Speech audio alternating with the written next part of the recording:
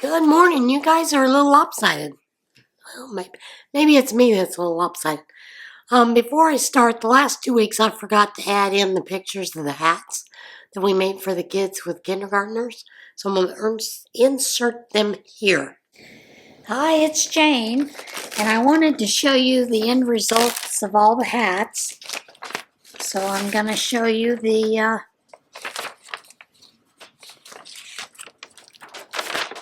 what was colored, and this is what was colored, and that is the end result. Those pom-poms are a little difficult to get like that, but it was okay. Now, as you know, all of the gallon bags, I've always used gallon bags in the past, put these hats in. All of them have gone to this stand-up feature, which is okay if you're trying to fill a bag with food, but when you're trying to do this, you've got to push that pouch out, and it just messes things up. And I wish that they would give us the opportunity to have the old bag as well. I'm just a little disappointed in the way that they've done it. And this was that next hat.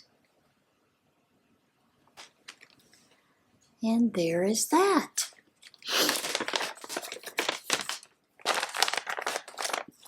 So I guess I'm going to have to start going to Aldi's to see if I can find bags at Aldi's. If I do hats again like this. I don't like these because they don't really fit well when you're doing a hat and trying to zip it up in the bag for them. And they want them all zipped up together with the little hats, and I'm like, okay, whatever, people. Not too pleased with it. But do what they ask, so.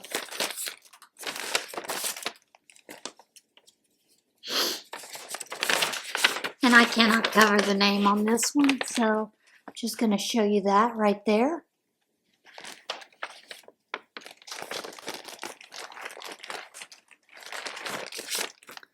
And there was that.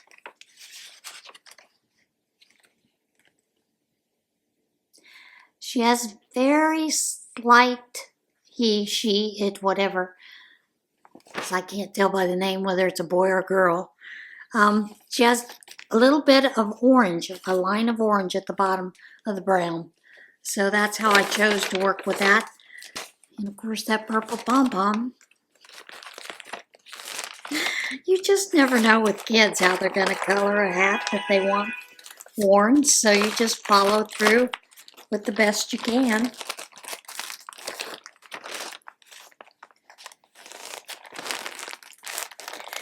And I'm nicknaming this next hat the bee hat. It just reminds me of a bee. Which is exactly what this young person wanted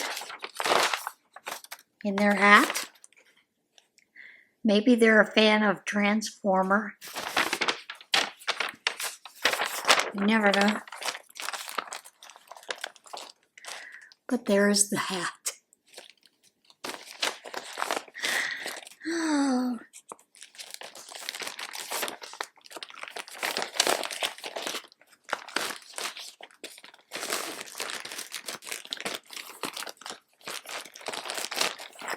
Now this next hat kind of reminds me of Halloween candy corn. It's cute. The pom-pom was a little difficult to get done, but I did manage it.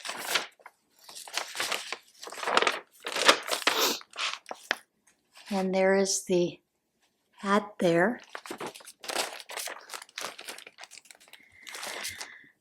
And there is the finished product. So, yeah, these came out pretty good. They were kind of fun to do. Sometimes the kids do color their hats, and it's a challenge because they are, I believe, kindergartners. So sometimes their hats are a little bit of a mess. But other than that, it was fairly simple. I went ahead and filmed this ahead of time because I've got to turn them in this afternoon. So, yeah. Hope you enjoyed seeing the hats. I'll give them a clicker that fell down.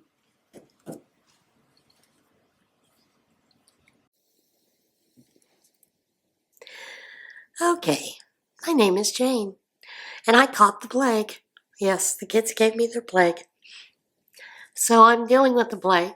And then on top of that, last night, when I went to go make my coffee, because I get it ready for in the morning so that I can just go turn it on when I get up, I go to pick up the carafe that's got the water filling in it, and the bottom half stayed in the sink and the top half came up. So thankfully, my coffee maker is one of those where it has the option to do 1 cup at a time. So I was able to get some coffee anyway. But now my dilemma is, do I go to Goodwill and find one that's used and hope it works? And do I just go bite the bullet and go to Wally World and get a new one? I don't know. And then, of course, then I wake up with the plague, and I've been doing a lot of sleeping because of it, which is fine. Although it's got the cats worried because they keep running up to check on me. They keep jumping up in my lap, and Ronan keeps sniffing me to make sure I'm okay. So that's kind of cute, though, in its own way, right? But yeah, I did work a little bit more on the poncho. I'm trying to get that done within the next week or so.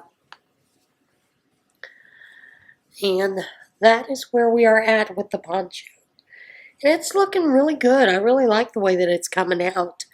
Kind of worried about it. Most ponchos flare out a little bit more at the top. So I'm a little worried about that as it gets longer. How that will work. But we'll see. It may work out fine. As you know, you guys decided that I needed to make a garment. So I started doing a test square of the willow square. And the willow square is what I'm going to do. This one was like 10 1/4 inches. And if I did, the way they show it is 4 on the front, 4 on the back, 2 on the sleeves. If I did that, this would not fit on me, be too tight. So I then started thinking, well, I could probably do 3 across, and it would be fine. Sorta. This one is 8 inches, and that's with an H hook. First one was with a 7 milliliter hook, L hook. And this one might be okay, but it still would be a little tight, even if I did 3. So I decided, okay, so what if I do 4? You know, 4 across. And this is 7 inches. And I think, well, it's a little over 7. It's like 7 1/4. And I think, yeah, I think that'll work if I do that. So right now, that is the plan, to make 4 of these. Well, I'm going to make more than that because it won't be long enough. Be a muffin top for me. Nobody wants to see my muffin top. Trust me. So I'll make more of those, and we'll just see how it goes from there. I may have to use different color yarn. I may have to throw in some brown or something like that or whatever. But we'll see how it goes. We're going to play it by ear. So I am going to rip these other ones out so that I can use that yarn to create the smaller squares. And that last square was with the G hook. So I do think the 4 across is going to be plenty. I have lost enough weight. I think it'll be fine. So That's what my plan is. Normally my measurement would be like, I like things really loose, and for the longest time my measurement would always be 30 for the front, 30 for the back, and then that creates that nice loose look. But I can actually go in more. I just don't. That's just because I like loose things. That's one of the problems with being chunky. You get to where you like things that are loose. Although I have a friend that tells me that you're beautiful inside and out, so you should show it off. And she wears all kinds of things, doesn't really care. But she can do it. I mean, she's got the chutzpah, I guess, to do that. Well, TikTok was gone, and then they came back, and oh boy, wasn't that a travesty? People having all kinds of issues. I do think it's funny. Some of the TikToks that I've been watching have been showing that Zuckerberg, it looks like it's now part of Facebook, so we'll see. Who knows? Who knows what's going on? Only them and whoever is working it out to keep it going, right? Yeah. So, all right, let's go into a little bit about Operation Christmas Child. I was shopping at my Walmart and had to get some things. And over in the Valentine's section, they had these cute little Valentine's Day heart bracelets. These were 99 cents, so I packed up the package of those. Because you can always put those in little packages with beaded sets and that kind of thing. And then I got, they also had bouncy balls. So I got a package of bouncy balls. It's supposed to be a Halloween theme. I don't know if they were or not. Then I was walking down towards the aisle and looked, and they had some girls' dresses on sale. And most of them were $3 to $4, but this one was $1. So I picked up this in a 10 to 12 size. Yep, 10 to 12 size. And then I picked up one in the size 18 for some of the girls. Clothes are a good thing to send. A lot of times, these folks don't have a lot of money, and so especially dresses and clothes can keep girls from becoming, shall we say, sexually assaulted or put into child sex trafficking rings. So that's something I always try to do. Underwear, leggings, you name it. And there are the bouncy balls. We got a little smiley face with hearts and it looks like a tic-tac-toe and some kind of yin-yang thing in it. But yeah, I try to pick up those in the party department anyway. But I always try whenever they have seasonal to pick up some of those because those are fun for kids to see. It's usually just a whole fun thing. And that's the idea of an Operation Christmas Child box. You do want it to be fun. So, there's that. All right, this is going to be a short one since I have the plague. I'm going to get into the what in Tarnation now. And this woman, I got to tell you, she's got thighs of thunder. Turkish woman establishes world record for watermelons crushed with thighs. Turkish woman who squashed 5 watermelons within a 60-second time frame using only her thighs has set a world record. Guinness World Record shared a video Friday of Ghosty Dogan completing the challenge. Clip shows Dogan sitting down between 2 rows of watermelons, grabbing them one at a time, crushing them, then cleaning the mess before continuing.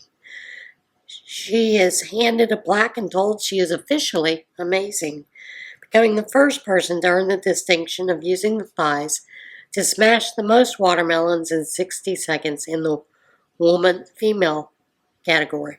She broke the record in February. In 2017, an Iranian man made history for smashing those three watermelons quicker than anyone ever had. In 2023, that's the same man set a record for stacking 4 watermelons on top of one another. Who knew you could do such a thing with watermelons? Is there money to be made in setting Guinness World Records? Just curious. Maybe I should look into that. Deer crashes through window of Michigan medical office. Employees at a doctor's office in Michigan handled an unusual breaking and entering situation when a deer crashed in through a window. Workers at Putman Family Medicine in Cairo said the deer burst into the building through a window on Tuesday and became lost in the building. A video from the scene shows the deer attempting unsuccessfully to exit through a closed window. Staff were eventually able to usher the deer to an exit and it ran off back into the wild.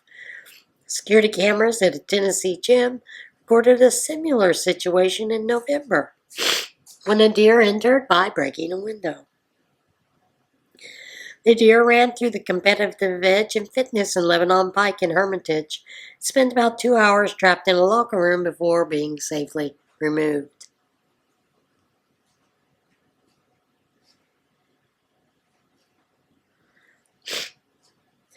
Minnesota Ice Festival boasts world's largest ice maze. That will be interesting to go through. The Minnesota Ice Festival, 18,148.88 square foot ice maze, has been officially certified as the largest in the world by Guinness World Records.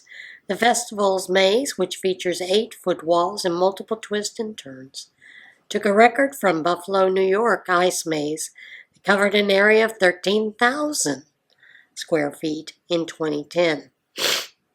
Robbie Harrell, founder and CEO of the festival organizer Minnesota Ice, said the construction on the maze at TCO Stadium in Eagan began December the 1st, and gravel and plywood were spread across the field to protect the turf. The maze was then constructed from 3,452 blocks of ice, each weighing almost 425 pounds. The maze was completed January the 4th, and 8 ice sculptures and lights were then installed to a visit by Guinness World Records adjudicator. Harrell said the festival will hopefully run through February 16th, depending on the weather conditions. I don't know about you, but here we got ice on the roads. Cold. I think we're going to be in the single digits. Rangers rescue goose 10,000 feet up on a California mountain.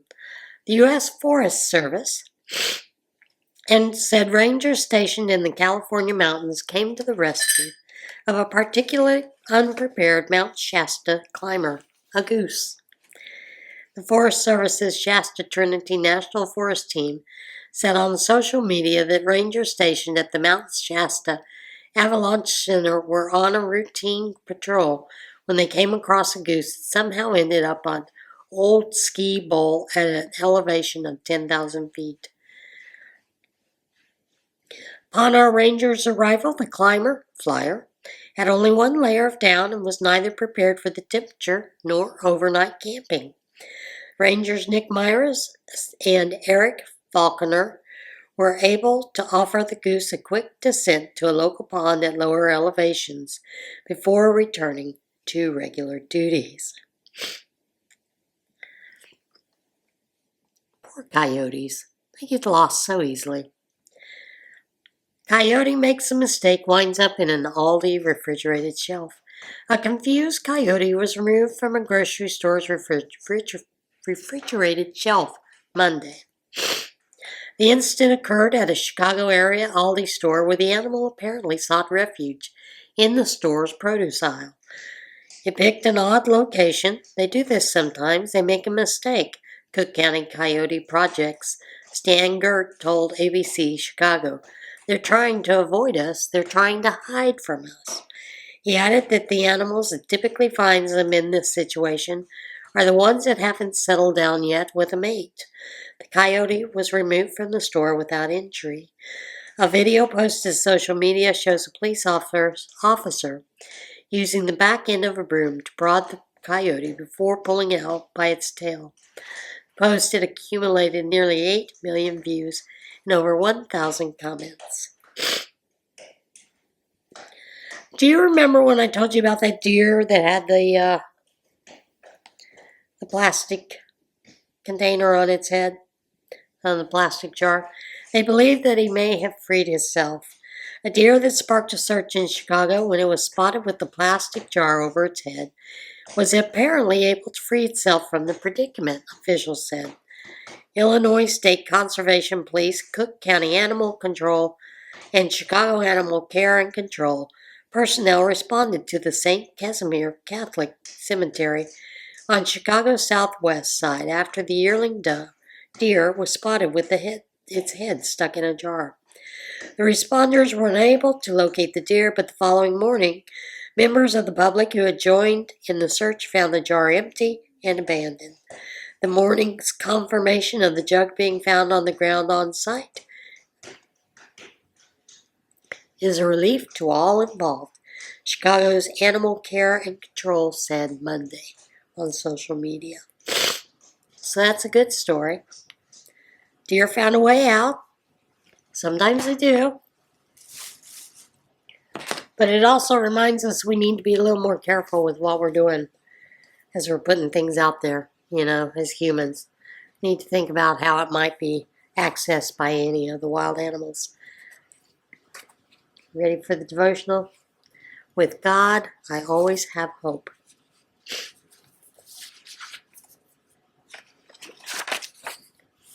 The peace Christ gives. Peace I leave with you, my peace I give to you, not as the world gives do I give to you. Let not your heart be troubled, neither let it be afraid.